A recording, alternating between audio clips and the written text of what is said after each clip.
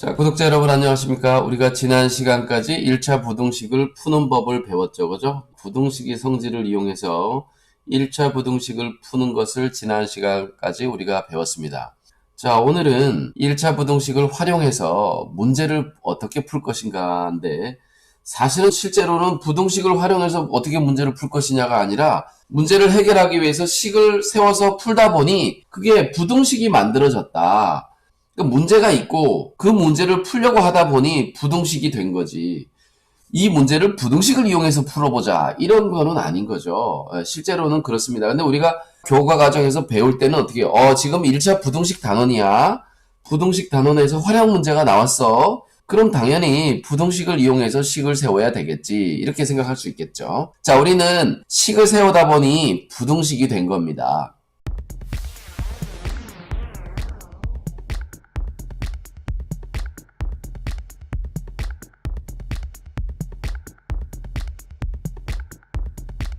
자, 부등식을 어떻게 세워서 이제 문제를 풀 것이냐라는 거죠. 자, 보통 활용 문제는 이런 식으로 되어 있어요. 여기 있는 문제를 한번 봅시다. 한 번에 500kg까지 운반할 수 있는 승강기가 있다.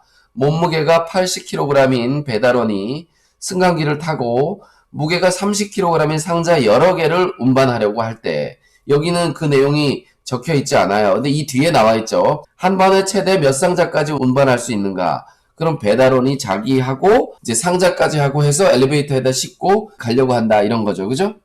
자, 그리고 이제 상자의 개수를 X라고 하고 다음을 완성해 보자. 여기 위에서 상자의 개수를 구하라고 했는데 최대 몇 상자까지 운반할 수 있는가? 운반할 수 있는 상자를 알아보려고 한다 그랬잖아요. 그죠? 그래서 여기서 상자의 개수를 X라고 한 거예요. 그러니까 우리가 활용 문제를 풀 때 구하고자 하는 값을 X라고 하는 것이 가장 일반적입니다. 그러면 총 상자의 무게는 30 곱하기 X가 되겠죠. 하나 무게가 30이니까. 그리고 배달원의 몸무게는 80kg. 그리고 승강기, 엘리베이터가 운반할 수 있는 최대 무게는 500kg. 이렇게 되니까 엘리베이터에 상자만 보내면 안 되잖아요. 그죠? 위에 가서 내려야 되니까. 그래서 이 상자의 총 무게에다가 배달원의 몸무게를 더한 것이 500보다 작아야 되겠죠. 그래서 식은 이렇게 세웠습니다. 그럼 등호는 뭐냐? 등호는 여기 이거예요. 한 번에 500kg까지 운반할 수 있다 그랬거든. 500kg도 운반할 수 있기 때문에 여기에 등호가 붙은 겁니다. 500이 딱 돼도 이 엘리베이터는 가동을 해요. 500이 넘어가는 순간 가동하지 않는 거지. 그죠? 자, 그래서 요걸 풀어보면 어떻게 됩니까? 동그라미 지우고 빼면 40이 3으로 나누면 3일은 3, 3, 40이 14가 되겠네요. 그죠? 부등식 14보다 작거나 같답니다. 자, 그러면 14보다 작거나 같기 때문에 최대 14상자까지 운반할 수 있는 거죠. 그죠? 그렇게 해석을 하면 되겠습니다.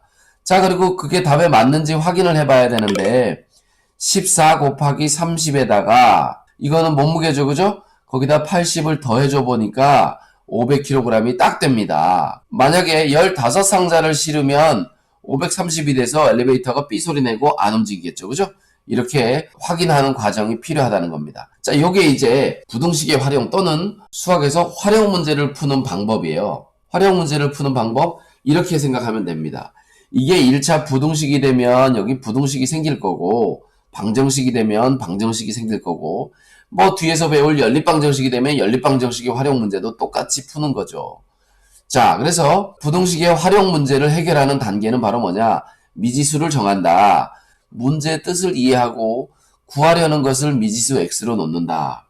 때에 따라서는 구하고자 하는 것을 X로 놓지 않고 다른 것을 X로 놓는 경우도 간혹 가다가 있는데 구하고자 하는 것을 X로 놓는 것이 일반적입니다. 그러나 특별한 문제들이 좀 있어요. 자, 그 다음 부등식을 세운다. 여기서는 이제 부등식이니까 부등식 세우는 거죠. 만약에 식을 세우다 보면 1차 방정식이 될 수도 있고요. 실상은 이 부등식 문제도 빨리 풀려고 하면 방정식으로 푸는 경우도 많습니다. 자, 문제의 뜻에 맞게 x에 대한 1차 부등식을 세운다. 그래서 문제를 읽고 부등식을 세운 다음 그 부등식을 풀고 1차 부등식을 풀어서 나온 답을 가지고 그 답에서 문제의 뜻에 맞는지 안 맞는지 확인해 보거나 답을 선별하거나 이렇게 해서 답을 정하면 되겠습니다. 자, 그럼 우리가 좀 전에 그 함께하기에 있던 문제를 구체적으로 한번 풀어보도록 하겠습니다. 한 번에 500kg까지 운반할 수 있는 승강기가 있어요. 그죠? 자, 사람의 몸무게가 80kg인 배달원이 승강기를 같이 타고 올라가는 거예요. 무게가 30kg인 상자 여러 개를 실을 겁니다. 그리고 몇 상자까지 최대로 한 번에 운반할 수 있는가? 자, 그러면 운반할 수 있는 상자의 상자의 수를 x라 하자. 자, 여기 1단계죠. 무엇을 미지수로 둘 것인가. 자, 2단계는 식을 세워야 됩니다. 그러면 상자 무게 다 합친 게 얼마냐면 30 곱하기 x가 되겠고요. 그 승강기에 80kg인 배달원이 같이 탑니다. 그리고 이제 그것과 비교를 해야 되겠죠. 뭘 비교해야 됩니까? 승강기가 운반할 수 있는 무게가 500kg이니까 우리는 이 상자의 수가 이 사람까지 몸무게 합친 게 500보다 작거나 같아야지 운반할 수 있는 거죠. 그죠? 운반하지 못하는 무게는 이만큼이 되겠죠. 얘가 얘보다 더 클 때 운반하지 못하는 겁니다. 운반할 수 있는 것은 부등식이 이쪽으로 되는 거예요. 그죠? 500보다 작거나 같아야 운반할 수 있다. 이렇게 보면 되는 거겠죠. 자, 그 다음에 세 번째는 얘를 풀어야 됩니다. 그래서 30x 플러스 80은 작거나 같아 500보다. 자, 그래서 넘어가면 30x는 여기 부등호 있죠? 부등호. 요거에 맞춰서 식을 적는 것이 좋습니다. 그러면 예뻐 보여요. 자, 여기서 80이 여기 넘어가서 빼게 되겠죠? 그죠? 그러면 420이 됩니다. 그럼 양변을 30으로 나눠주면 x는 3분의 42니까 3일은 3, 3, 42, 딱 14가 되네요. 그죠? 자, 그러면 이 수직선 위에 나타내 볼게요. 수직선 위에. 자, 여기 14가 있습니다. x는 14보다 작거나 같아요. 이렇게. 작거나 같아요. 그러면 여기에 이제 x가 있는 거죠. 그죠? 여기 x가 있는데 최대 몇 상자까지냐 그랬으니까 상자가 여기 한 개도 운반할 수 있고 두 개도 운반할 수 있고 땡땡땡 가잖아요. 그죠? 그럼 14상자까지도 운반할 수 있죠. 왜냐면 14가 딱 여기 해의 범위에 들어가니까 최대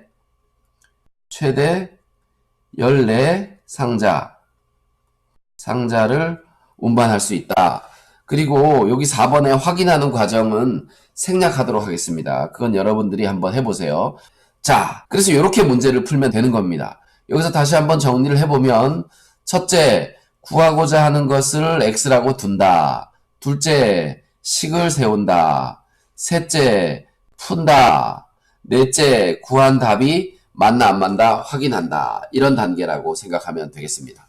자, 그럼 이제 우리는 예제 문제를 한번 봐야 될 텐데 어느 음악 누리집에는 정액제인 경우에는 정액요금 1,500원을 내고 한 달 동안 음악을 무제한 내려받을 수 있고 정액제가 아닌 경우에는 한 곡당 600원을 내고 내려받을 수 있다. 이 누리집에서 한 달 동안 최소 몇 곡 이상을 내려받을 경우 정액제를 이용하는 것이 유리한가 그랬어요. 근데 여러분 누리집이 뭔지 알아요? 누리집이? 난 누리집을 국어사전에서 찾아봐야 될 것 같아. 우리는 일상생활에 뭘 쓰죠? 멜론. 다른 것도 있나? 난 멜론밖에 몰라요. 어쨌든 멜론같이 음악을 제공해주는 데서 그죠? 이렇게 다운로드를 받는다 이런 얘기입니다. 이게 누리집이라는 말은 일상생활에서 쓰지도 않고 아무도 표준어로 쓰지도 않는 교육부도 좀 이상해 가끔 가다 보면. 자, 어쨌든 정액제인 경우는 정액요금 이만큼을 내고 한 달 무제한을 다운로드를 받을 수 있는데 야, 요거는 문제가 좀 쉬운 거예요. 만약에 기본요금도 있고 기본요금에 몇 곡 받고 막 이러면 좀 이렇게 되면 문제가 훨씬 더 난이도 있게 되겠죠. 그죠? 자, 그런 문제는 교육부에서는 하지 말라고 그러는데 학교 시험에는 나와요. 문제를 정확하게 이해해야 되니까 한 달 정액제를 가입하면은 한 달에 1,500원씩인 거야. 1,500원씩을 내고 무제한 다운을 받을 수 있어요.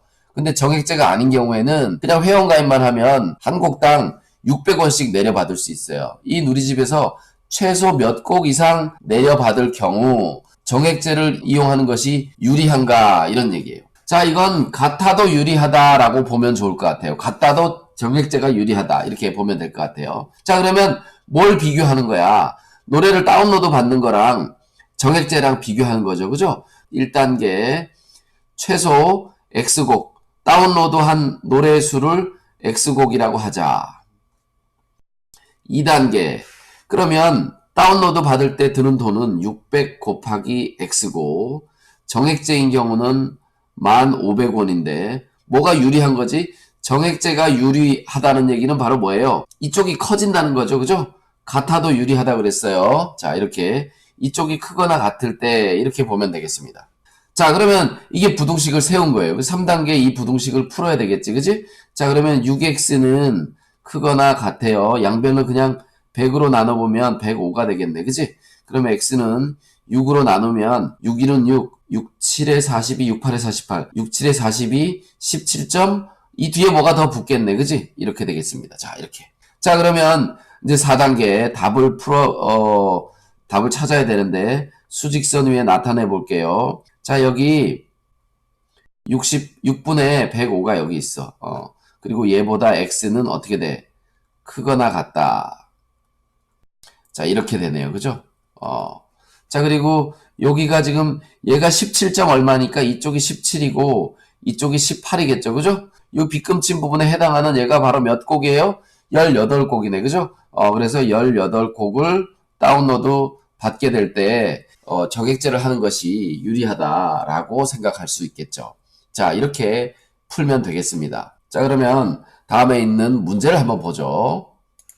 자, 지훈은 문제 5번. 지훈은 친구의 생일 선물로 4,000원짜리 필통 1개와 700원짜리 색연필 몇 자루를 사서 주려고 한다. 근데 지우가 가진 돈이 13,000원이다.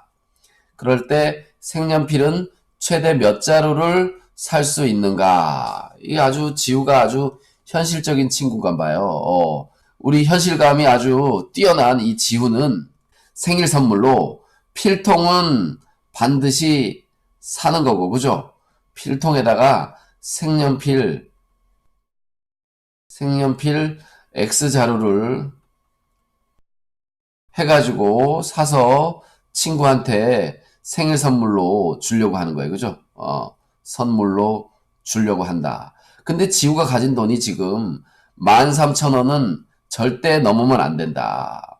그 친구가 지난번에 13,000원짜리 사줬기 때문에 13,000원은 절대로 넘으면 안 돼. 자, 이거하고 비교하는 거죠. 그죠? 자, 필통 1개는 4,000원. 필통 값 4,000원. 이제 구체적으로 돈으로 비교를 해야 돼. 색연필은 700원짜리 X개 이렇게 샀어요. 그리고 13,000원. 지고 가진 돈. 13,000원보다 이 값이 13,000원보다 더 작거나 같아야 되겠죠. 내가 사준 이거보다 넘어가면 13,000원이 경계야. 이거보다 넘어가면 안 되니까 작거나 같아야 돼. 딱 같아도 살 수는 있잖아. 그치? 자, 이렇게 1단계, 2단계, 3단계 이제 풀면 되겠네요. 자, 이럴 때 동그라미 2개씩을 이렇게 지워버리세요. 이렇게 2개. 다 똑같이 있으니까. 동그라미 2개 지우는 거는 100으로 나누는 거예요. 그러면 이제 약분하면 40 플러스 7x, 그죠? 이렇게 되고, 이쪽은 130이 되겠네요. 그러면 7x는, 자, 넘어가면 40을 빼니까 90이 되네. 그지? 자, 이쪽 옆으로 갑시다. x는 작거나 같아. 7분의 90 보다 작거나 같다. 이렇게 알 수 있습니다. 7분의 90보다. 그러면 이제 수직선 위에 나타낼 때인데 사실은 요걸 계산해보면 7일은 7에다가 20이니까 37에 21이잖아. 27에 14, 12점 얼마 이렇게 돼요. 이 뒤에 건 구할 필요도 없어. 순환소수겠지만. 자, 이제 4단계 7분의 90 x는 7분의 90보다 작거나 같으니까 까맣게 칠하고 이렇게 여기에 있다는 것을 알 수가 있습니다. 근데 얘가 12점 얼마야? 얘가 12점 얼마니까 여기 이거보다 작은 쪽에 12가 있을 것이고 이거보다 큰 쪽에 13이 있겠죠. 살 수 있는 최대 색연필의 수는 이 해의 범위 안에 있어야 되니까 12가 되겠죠. 그죠? 그래서 12자루를 살 수 있는데 결국은 13,000원보다 약간 돈을 우리 지우는 현실감 뛰어난 친구 지우는 돈을 살짝 남기겠네요. 그죠? 이건 농담이에요. 자, 다음 문제로 왔습니다. 문제 6번인데요. 자, 여러분들이 싫어하는 거석시 문제입니다. 거석시 문제 아주 단순한 문제네요. 가연이가 집에서 자전거를 타고 갈 때는 시속 10, 돌아올 때는 시속 6 달려서 1시간 이내에 집으로 돌아오려고 한다. 갈 수 있는 거리가 얼마일까 그랬어요. 갈 수 있는 거리가 얼마일까는 여기 안 나와 있어. 이 문제 아래쪽에 가연이는 집에서 최대 몇 킬로 떨어진 지점까지 갔다 올 수 있는가라는 질문이네요. 그죠? 자, 이 거속시에 해당하는 문제는 이 책에서는 뭐 표를 그려서 해라라는 건데 표를 그리는 것보다는 그림을 그리는 게 더 좋습니다. 자, 거속시 문제는 이 책에는 지금 표를 완성하시고 그랬으니까 따라가야 되긴 한데 거속시 문제는 중학교 1학년 때부터 그림을 그려서 하라고 제가 알려드립니다. 그래서 그림을 한번 그려보겠습니다. 집이 있어요. 집이 있고요. 자, 시간의 흐름이 필요하니까 여기가 가연이가 가고자 하는 목적지예요. 목적지.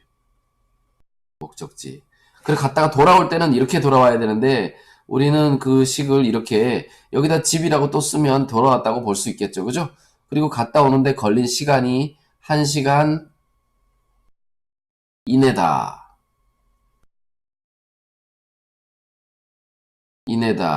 이렇게 알 수 있겠네요. 그죠? 자, 그리고 거기서 거기까지 집에서 갈 때 목적지까지 거리를 x라고 하면 돌아올 때 거리도 같으니까 여기도 x가 되겠죠. 그죠? 자, 이렇게 되겠습니다. 자, 그림을 그리면 그림 속에 식이 있다 그랬어요. 그죠? 갈 때는 시속 10km. 자, 이게 갈 때죠.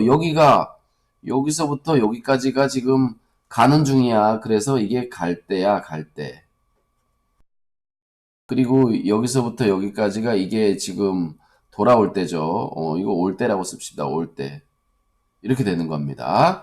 자, 그리고 이제 갈 때는 시속 10km니까 이 선생님이 여기 이렇게 이 위쪽에다가 선 위에다가 거리를 적고 선 아래쪽에다가 속력을 적으면 거리를 속력으로 나누면 뭐가 된다? 그게 시간이 된다라는 요것에 의해서 그림을 이렇게 그리면 그림 속에 식이 생긴다고 했거든.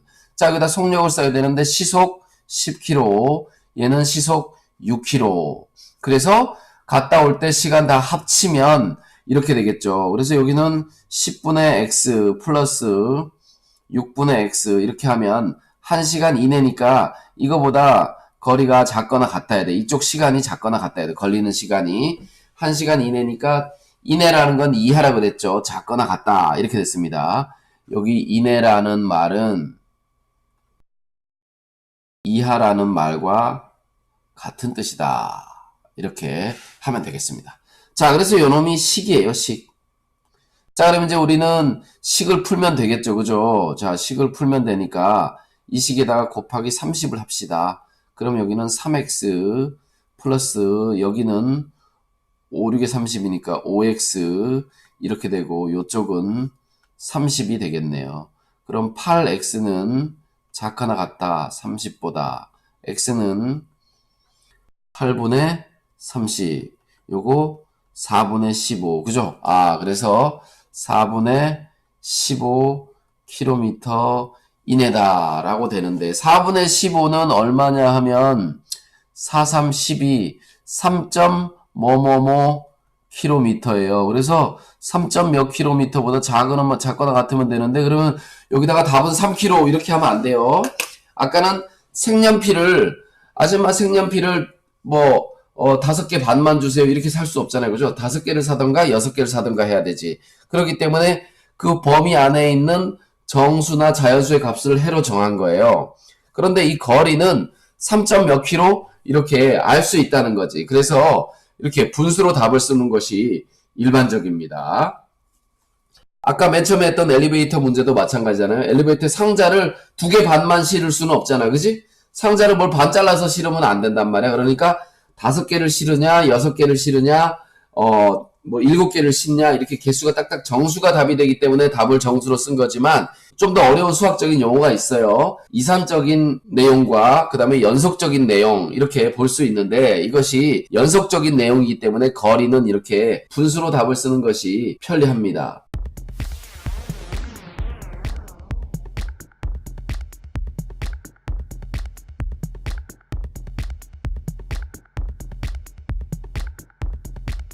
자, 그래서 우리가 오늘 부동식의 활용 문제에 대해서 공부를 해봤는데요. 부동식의 활용에서 중요한 것은 무엇이냐? 구하고자 하는 것을 x로 놓는다. 부동식을 세운다. 푼다. 나온 답이 맞나 안 맞나 확인한다. 가끔 가다가 구하려고 하는 것을 X로 놓는 것이 불편할 때가 있다. 미지수를 정할 때 어떤 특별한 것을 X로 놓으면 식이 쉽게 세워지는 경우도 있다. 여러분들이 문제집을 풀다 보면 아주 많이 나올 겁니다. 그래서 그런 문제도 마지막에 정리를 하도록 하겠습니다. 우리가 오늘까지 공부한 게 1차 부도시 끝난 거거든요. 그래서 다음 시간에는 스스로 확인하는 문제 정리하고요. 자, 그 다음에 조금 더 어려운 문제도 풀어봐야 되기 때문에 문제집 같은 데 있는 심화 문제를 따로 정리를 하도록 하겠습니다. 오늘 여기까지 하고요. 동영상이 마음에 드셨다면 구독과 좋아요 눌러주시고 친구들에게 공유 부탁드립니다. 감사합니다.